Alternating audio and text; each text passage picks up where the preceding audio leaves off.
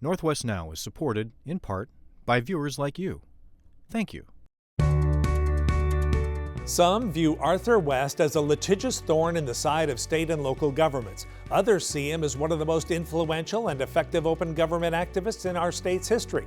It's a bit of a Rorschach test, and the actual answer is that he's both. A pain to those who promote secrecy and an activist who has effected massive change and at least slowed down the decline of government transparency. Arthur West is next on Northwest Now.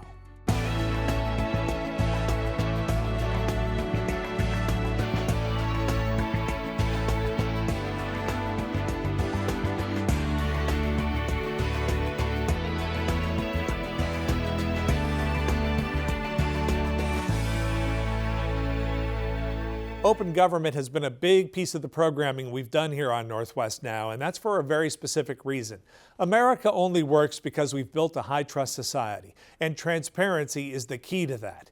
Back in 1972, Washington's voters passed one of the strongest open government laws in the U.S. But the Public Records Act and the Open Public Meetings Act are under attack, and they have been for a long time. That's why one of my goals for doing an annual program over the past 14 years was to do something very public-facing to educate people about their rights and this state's values when it comes to open government. Arthur West has been at the point of the spear on this issue for years, going to court, battling cities, counties, the state, and small taxing districts with more than a dozen published court opinions that are now part of the body of citations dealing with open government-related case law. Arthur West, thanks so much for coming to Northwest Now. As I hope you know, we do a program every year on open government and government transparency here on this program. And this year, instead of just Sunshine Week, we're doing Sunshine Month, of which you're a part of in one of the programs that we're doing, because I think it's so important that the people of the state understand who, in my humble opinion, the person is who has been one of the primary drivers of case law and advocating for open government, and not only the letter of the law, but also the spirit of the law when it comes to the OPMA and the PRA here in the state of Washington. So with that preamble out of the way, I want to start a little bit with your bio. Tell folks who you are. You've lived all over the world. Where did you grow up, and give me your backstory a little bit. Well, I grew up in Madison, Wisconsin during the 60s and early 70s, and there were rather interesting times there. I remember going to seeing riots and tear gas, and my dad worked at the university, and so some of his colleagues we were wondering if they were injured during some of the bombings. But yeah, I got to hang out with some of the SDS people there.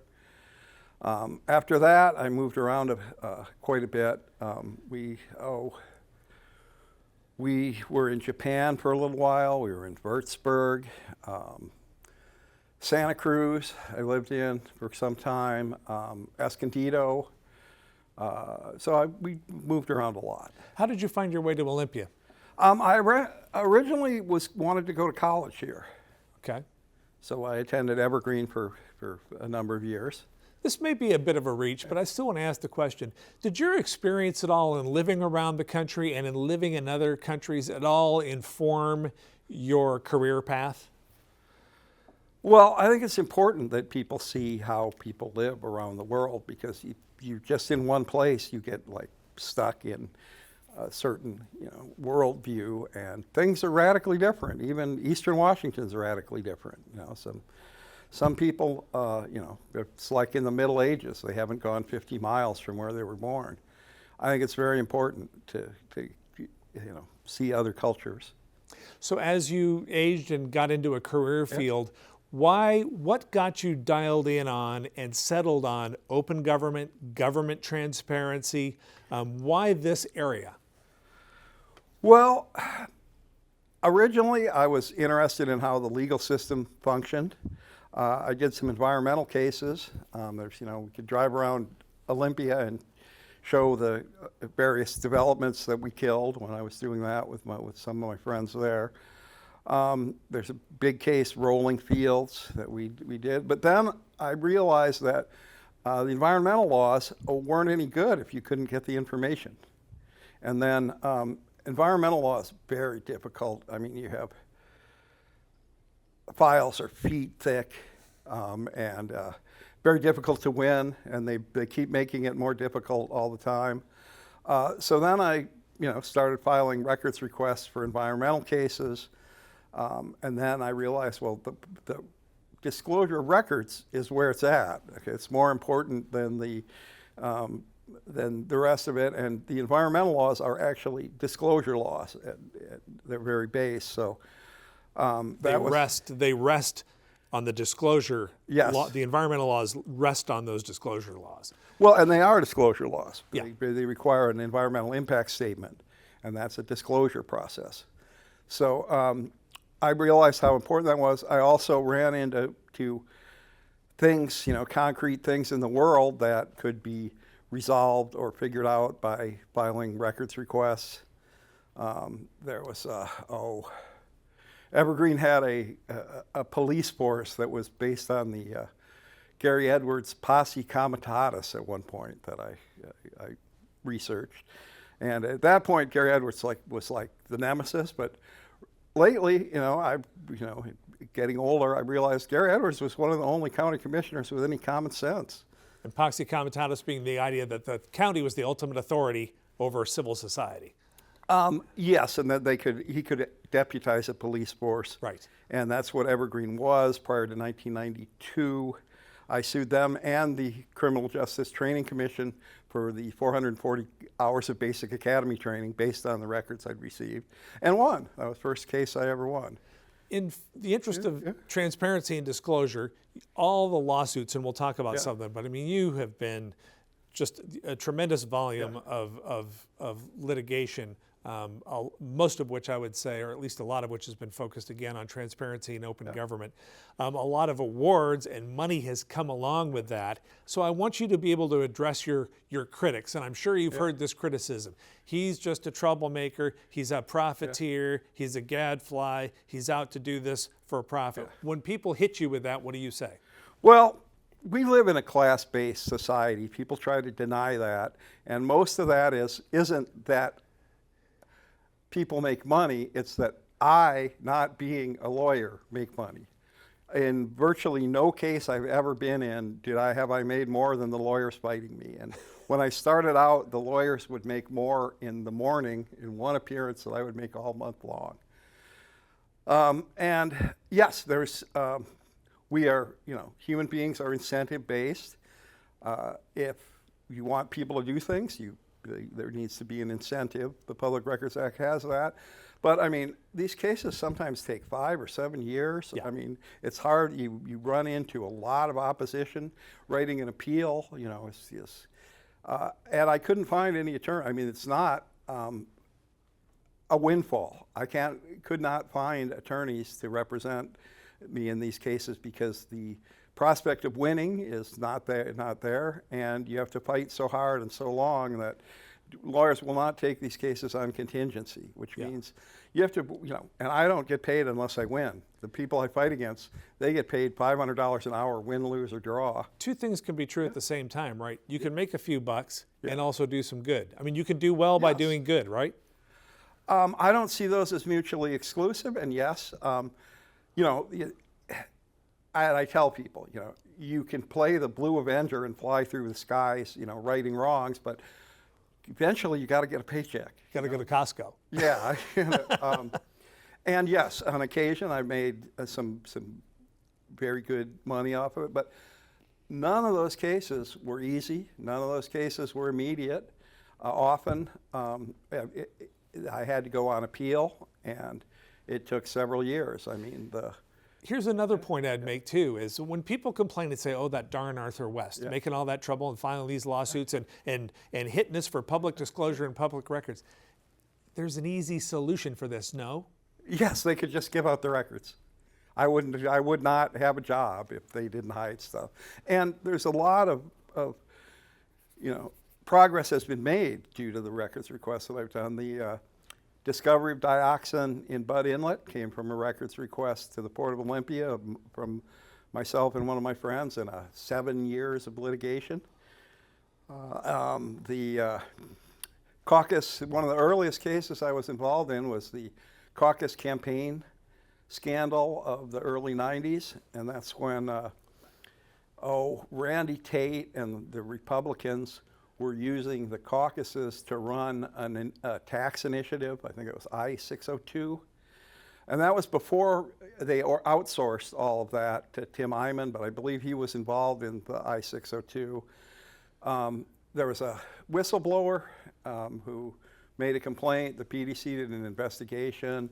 Tom Mortensen, I think it was, one of the Republican staff members, got an injunction prohibiting disclosure of the PDC investigation, and we had to go up. I think it ended up in the Supreme Court, but the depositions of all of the various involved legislators finally came out and were transcribed by, and the caucus, campaigning ended after that. So that was a major change. Yes, that was a big case. Yeah.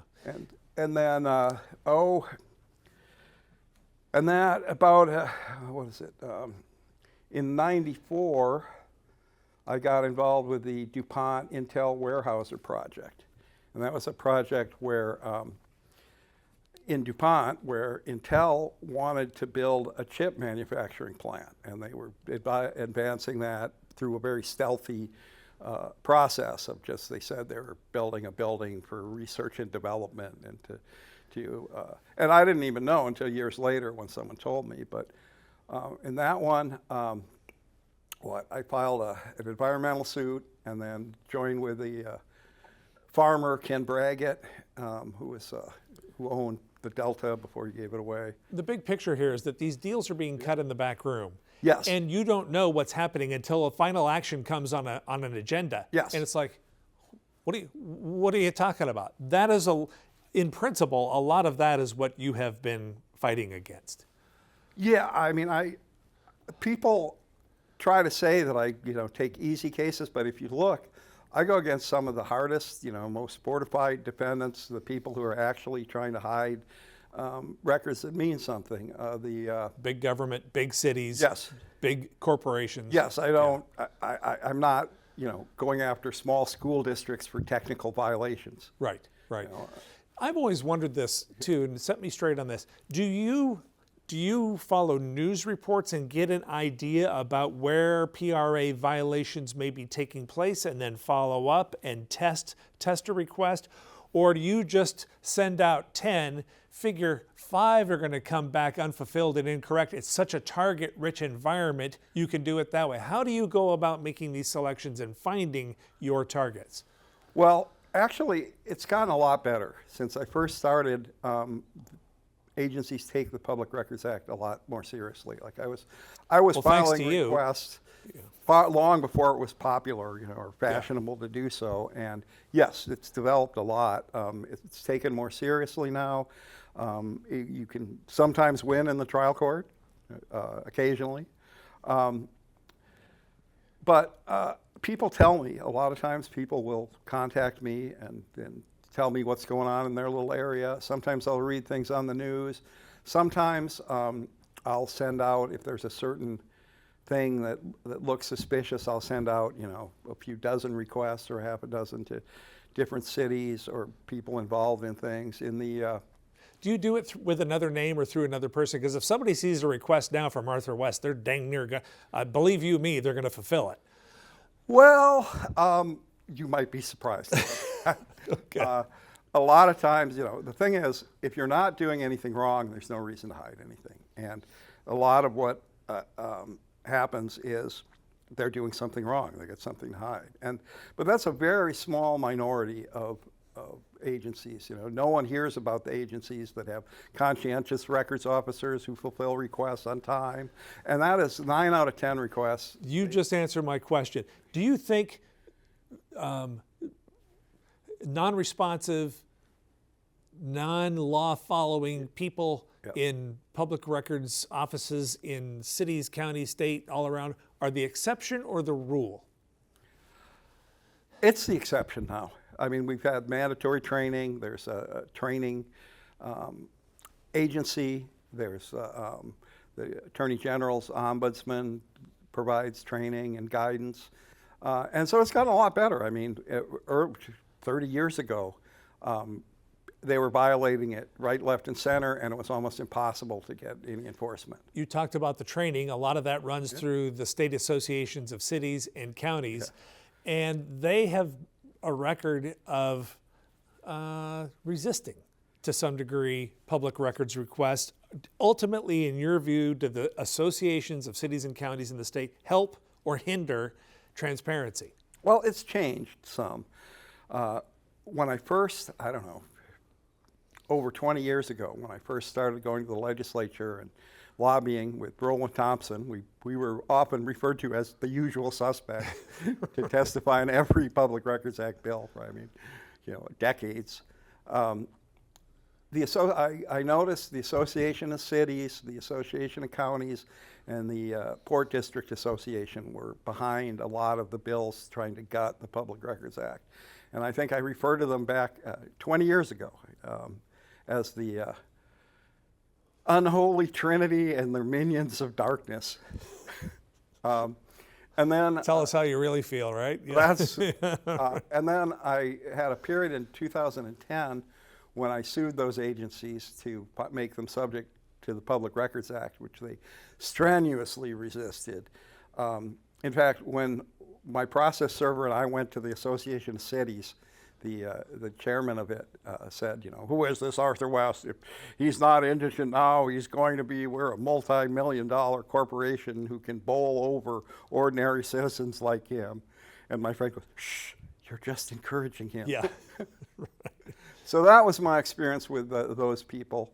And it's gotten better, but virtually every year they're behind a bill to gut the Public Records Act, and now they try to say that they really support it, but it's just these few people abusing it, and we just need to modernize it. I think this year's bill was to provide a commission to modernize it. Was it a wolf in sheep's clothing? They're all wolf in sheep's clothing. They're all the same, and we even made some terms about, what was it? Munchausen syndrome and the Rammerhausen Munch mania by proxy. I think it would go from, Rammer mania to Munchausen syndrome. Like Munchausen syndrome is you injure your child so you get attention. Yes, and so these cities and counties associations would put forth cities who they believed had been injured by the Public Records Act to get attention, to gut the act. And stand them up as the reason Yes. for this modernization, for these vexatious requesters Yes. like the Arthur West of the world. Yes. It's you need to get on the right side of this, and let's modernize the act. Well, the act's pretty explicit. Yes, and it was voted in by a large majority of people. Yep. And it works. The thing is, the reason they don't like it is that they have to follow the act. They have to disclose records, and if they don't, there are penalties. Yep. And that's something that they just can't. And occasionally, an ordinary citizen, if they're very diligent, can get over on City Hall. That's something that these people just do not understand and don't like. But a lot of it isn't that. A lot of the opposition doesn't come, I think, from the fact that, someone is making money. It's that someone who isn't part of the establishment is making money. Yeah. And not being an attorney, not being an employee of a public agency, they go, well, how come this person? It's not. So let me hit you with this. You talked about training. You've talked about the Association of Cities and Counties. Now here comes Nick Brown, the new Attorney General, opens up a public records and transparency office shop within the AG's office, appoints Morgan Damerow to be the Chief Transparency Counsel. Do you see this as another case of fox guarding the hen house, where the objectives are to kind of cover government's behinds a little bit, or no? Are you optimistic that there's a true effort here to encourage transparency, to train correctly, and to remedy some of the things you've been so active in years past in the courts to do? Well, I like Nick Brown. And again, I've seen him for years. He was part of the Sunshine Commission back when Pam Roach was on it, back 20 years ago. I think he's I think he's trying to do as best he can Okay. in the context of that. My main concern with McBrown is his connections to the Pacific Law Group, who has some rather unorthodox practices. They represented Burien in a case where they had a press conference. A quorum of the council was there. They talked about, law enforcement, about their draconian homelessness policy, core municipal thing. I mean, obviously, arguably within the Open Public Meetings Act. So his connection to Pacific Law Group concerns me, but I haven't seen anything about what he's doing that shows that it's in bad faith. I think he's actually trying to, Morgan Damero's a pretty honorable attorney. I think they're actually trying to fix things, and they certainly need to, because the Attorney General's search procedures need a little revamping. I've struggled for years with this. Yeah. Why do you think, where does the propensity for secrecy come from? It seems to me that being transparent would be so much easier in some ways. What's the genesis of this? Well, some of it is an attitude. I mean, certain public officers don't have respect for the people they govern. It's like Machiavelli says, the armed man despises the unarmed man. Some public officials despise the people who are beneath them because they have no power, and your average person in our society is disempowered. They only own as much as the government lets them keep, and if they're dragged into court, they're terrified. Their cities tell them whether they can build. They have virtually unchecked power over building permits. The kids go to school. They don't have any power over that. So I think a lot of it is just the attitude that we are in power, and you shouldn't question us. That's legislative privilege in a nutshell, right? Yes, and that one just got decided today, unfortunately. But I think the decision was fairly well balanced, and one of the judges held that the Constitution, its plain language, does not provide the privilege. Of course, they hung their hat on the separation of powers, but I differ, and we'll see what the Supreme Court says. So that's heading to the Supreme. Legislative privilege is heading to the Supreme Court. Yeah, well, I mean, there's a companion case as well, and either way, it would have gone to the Supreme. If they'd have lost, they'd have appealed. Last couple of minutes here. What is your message to the people of Washington? It seems like people maybe need to dig in a little bit on this. What do you recommend? How can average people get involved? They're not going to go to the extent you have with, dozens of court cases under your belt. What can average folks do? Well, the real problem is agencies, and a lot of it's cities and counties, withholding records because they're doing something wrong. I mean, some do it just from the attitude, but some of them are actually doing bad acts, or not granting you rights, or not issuing you a permit properly.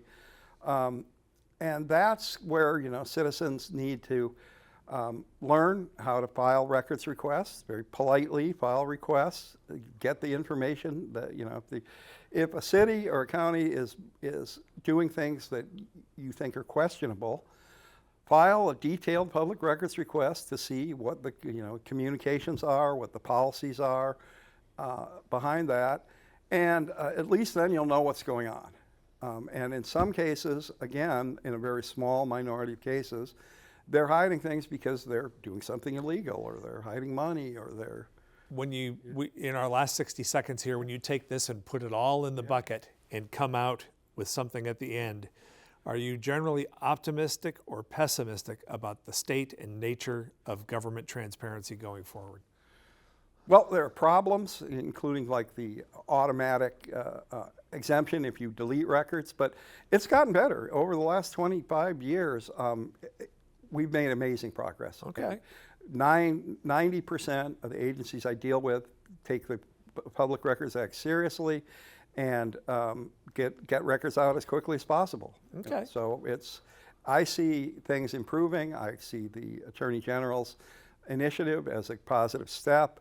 I see the power of the forces of darkness like the cities and counties waning over time, and we live in a open society, and I think it's getting a lot better it's certainly much better than it was 25 years ago. Well, I have to tell you, we closed the show with me feeling a lot better about it than I thought I was gonna after hearing from you. Arthur, thanks so much for coming into Northwest Now. And again, I wanted the people of the state of Washington to know who you are a little bit and the instrumental role you've played in promoting transparency here in the state. Thank you. Well, thank you. You have a good day.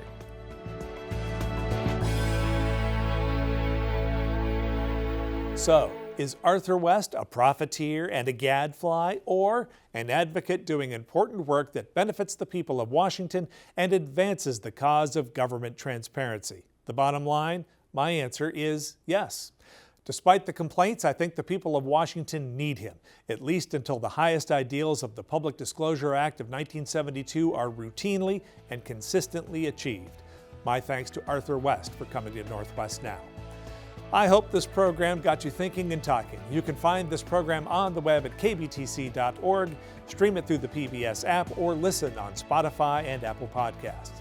That's going to do it for this edition of Northwest Now. Until next time, I'm Tom Layson. Thanks for watching.